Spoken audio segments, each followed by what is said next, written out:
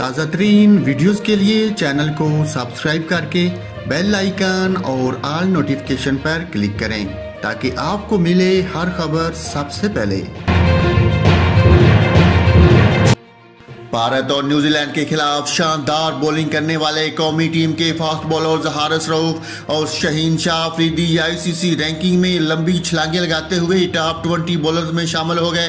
Bowlers की T20 ranking में Haris Rauf 50वीं position से तरक्की पाते हुए 17वीं पोजीशन पर आ गए, जबकि फास्ट बॉलर शाहीन शाह अफरीदी भी 23 से 12वें नंबर पर आ गए।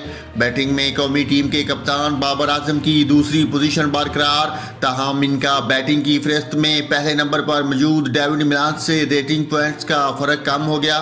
पाकिस्तान के मोहम्मद रिजवान T20 रैंकिंग में 3 दर्जे बेहतरी के बाद चौथे नंबर पर आ गए, जबकि बॉलर्स में जनूबी अफ्रीका के तबरेज़ शमशी और ऑलराउंडर्स में बांग्लादेश के शकीब अल हसन का पहला नंबर है।